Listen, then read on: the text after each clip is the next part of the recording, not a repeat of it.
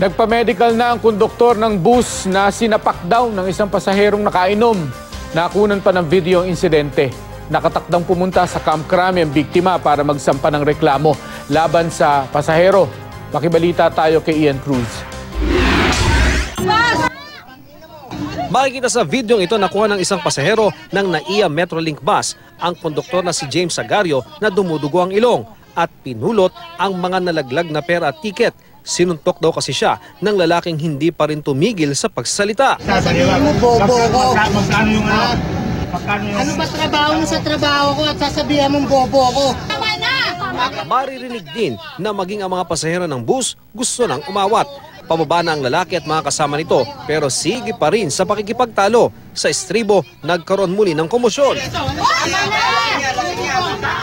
Kahit pa may dumating ng pulis at MMDA enforcer. Sabi na nag-upload ng video, nagalit daw ang nakainom na lalaki na kinilalang si Alan Gonzales nang hindi sila ibaba matapos pumara sa tapat ng Baliwag Transit Terminal sa northbound ng EDSA Cubao nitong Martes ng gabi.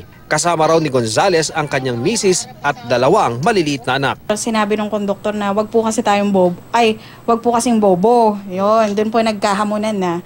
So nung nagkahamunan na, sangga-sangga lang nung konduktor, sanggaan lang sila tulakan. Ang kaso, ang problema, lasing yung pasahero.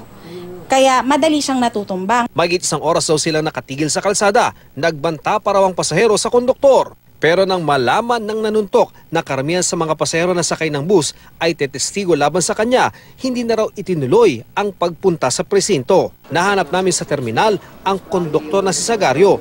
Masakit pa raw ang kanyang muka at ulo. May pasarin siya sa braso at mga kalmot sa kamay. Punit din ang damit niya ng paglambitinan ng lalaki sa estribo. Sinapak ako rito. Hindi gaganti ako. Tinakman ako ng asawang ganun.